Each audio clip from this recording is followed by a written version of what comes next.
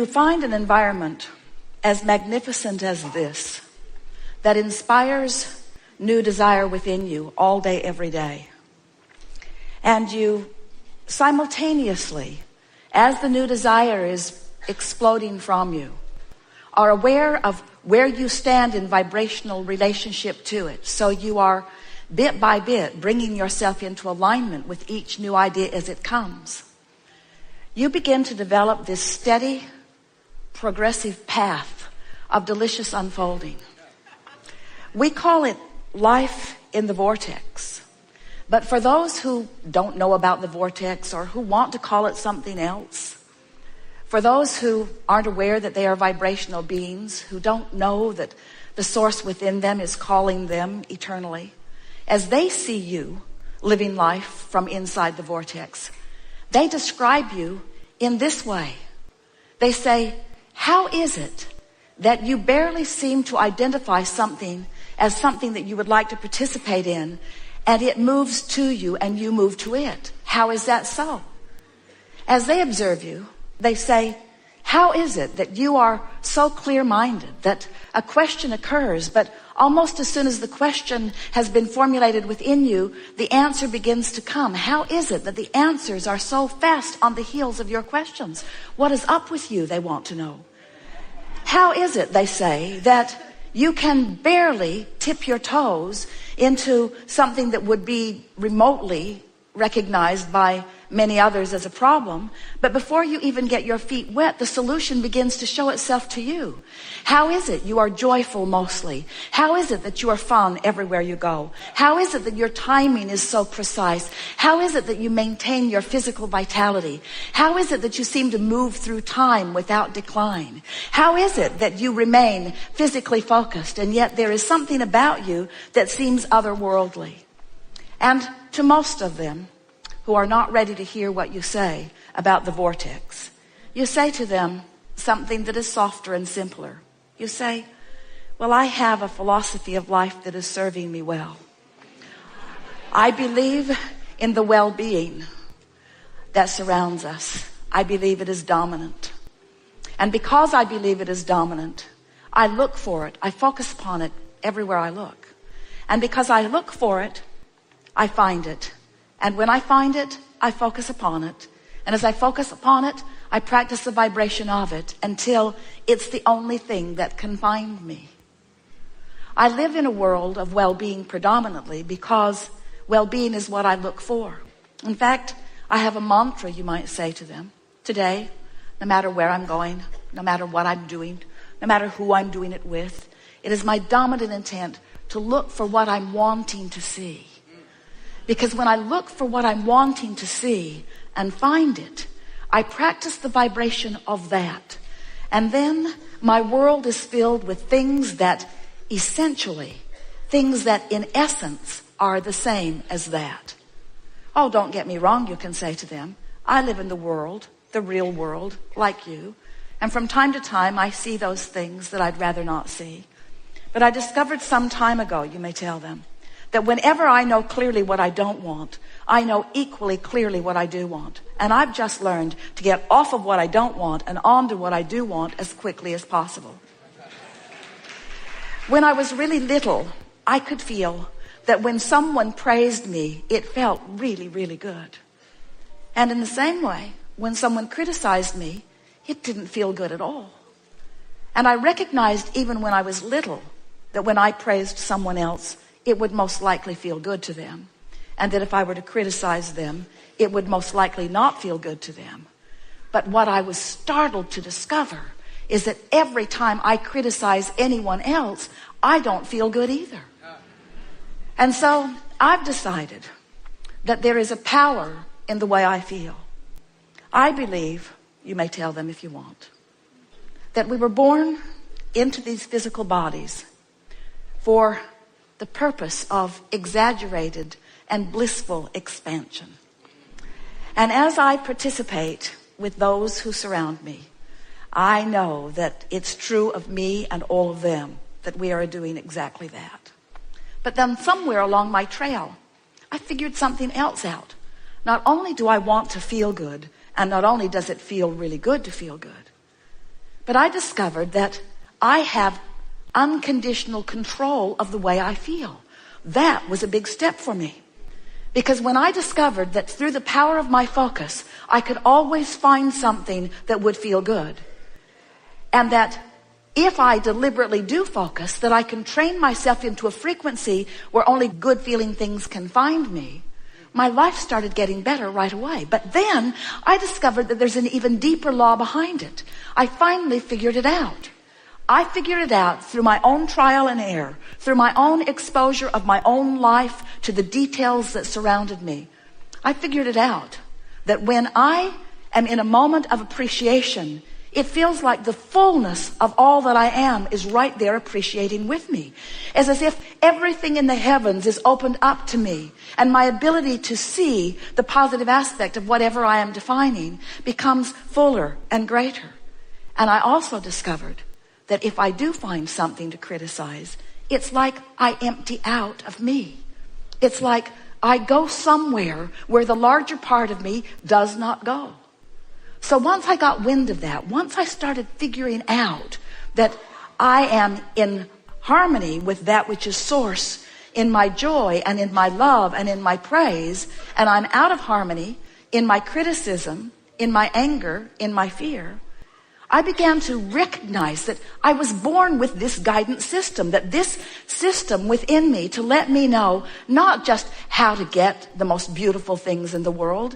I don't think that is really my purpose, although I don't mind getting it. I discovered that I was born with a guidance system to help me keep up with me. And I discovered that in any moment in time that I'm not keeping up with me, I can't bear it. For a long time, I thought that my negative emotion was because of something that somebody else was doing.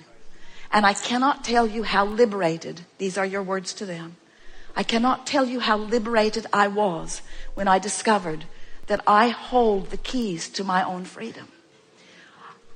That freedom, all that freedom is the freedom from resistance. And that resistance can only be self-applied. Other people can behave in ways that are unpleasing, but I have to look.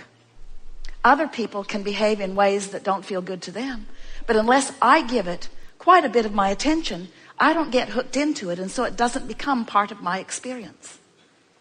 Then they may say to you, well, this all sounds good. And I see that you are living a much happier than usual life. But what can I do? How can I get into a better feeling place when I have this that is bothering me and this that is a crisis and these things that have gone wrong? How can I focus upon positive things when there is so much around me that is not positive? And then you say, if you want to, well, I don't know about you, but I decided that it was just a choice that I would have to make. That I could focus upon the problems of the world and perpetuate those. Or I could focus upon the solutions of the world and perpetuate those. And beyond the perpetuation of the solution, I discovered that it feels way better to focus upon the solution than the problem. And so I do it for me, selfishly. I have to tell you, I do it for me. And then they may say to you, oh, I've heard of selfish ones like you who get yourself into a good feeling place and then will not look where it does not feel good. How is it that you can put your head in the sand and not notice what's going on in the world? And then you say, oh, I notice, because I was born to do that. I was born to sift through the details of life experience and to choose those things that feel the best to me. And so I want you to know, you can say to them, that I see plenty of things that I don't want to perpetuate, but I don't get hung up in the vibration of that anymore. I move quickly from what I don't want to a statement of what I do want. And then I do my very best to practice the vibration of what I want.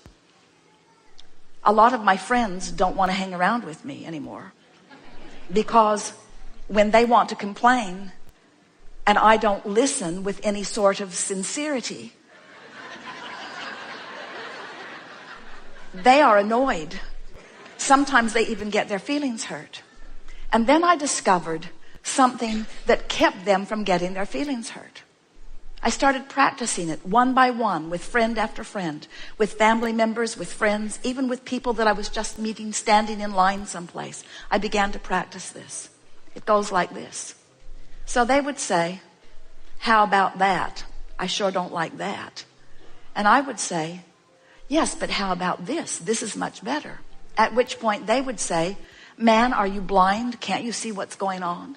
And so I realized that trying to point out the positive aspects to someone who's standing in the middle of negative aspects wasn't going off very well. In fact, it just annoyed them and made them determined to not be with me. So I decided I had to go underground with it for a while. I decided that I couldn't be so overt about it. I couldn't be so in their face about it. So I just practiced in my own mind. When I would hear a complaint from someone, I would write down if I could, or remember if I could, what is it that I think they really want? Because it's pretty easy to know what someone wants when they're expressing what they don't want. And then I would practice seeing them having what they wanted rather than seeing them as not having it. I began practicing seeing them as they want to be. When someone indicated to me that they were sick, I immediately began to see them as well. And I began practicing the vibration of wellness. And then one by one, as my friends would present themselves to me, not one of them was put off by my newfound vibration, because this is the way it would play out. They would say, things aren't going well for me. And I would say, you know, I heard about that, but then I remembered who you are. And I began practicing in my own mind. When I'm not with you, it's much easier, I have to tell you. I began practicing in my own mind who you really are. And I've discovered things about you that are so intoxicating that now I think about them, not because I'm trying to help you improve, but because it just simply feels so good for me to acknowledge who you really are and what you've really got going on. And this is the list I've made about you. These are the positive aspects of your life. This is who I know you truly to be. This is how I see you. This is how I know you. And this is why I love you, you see.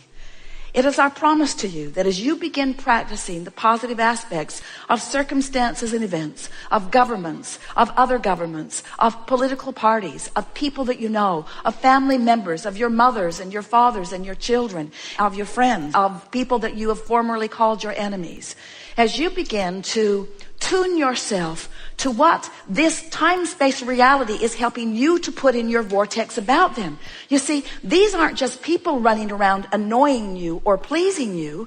These are people running around causing you to build a vortex version of you. They are the reason that you are expanding. And so when they are the reason that you're expanding and you look back at their trouble, now you're extra mad at them because first they caused you to expand and now they're holding you back from your expansion. What we want you to realize is that no one can hold you back. There is no assertion in this attraction-based universe. It is all attraction. And so as you begin to play with this a little bit, as you accept that you are vibrational beings first and foremost, as you acknowledge that you and everyone that you are interacting with is causing you to build this magnificent vortex of creation, and that the source within you dwells there and experiences the fullness of all that you have asked for. And as you, little by little, tune yourself to the frequency of that vibration, what you will begin to notice first is that you just feel better. The edge will just lift up off of you. Next, you'll begin to notice that wonderful ideas are flowing to you. You'll begin to notice that your memories of your past are changing, where the good memories are coming forward and the memories that were not so good fade and you can hardly remember them at all. You'll begin to notice that people around you are on your vibrational wavelength. You'll begin to notice that you're thinking something and someone right next to you, even somebody that you don't know very well, will verbalize it. And you'll look at them and feel such camaraderie, such harmony, such co-creative connectivity. You'll say to them, you may not believe this, but I was just thinking those exact thoughts. We are so on the same vibrational wavelength. And then not only will the ideas flow, but connections of all kinds will begin to appear in your experience.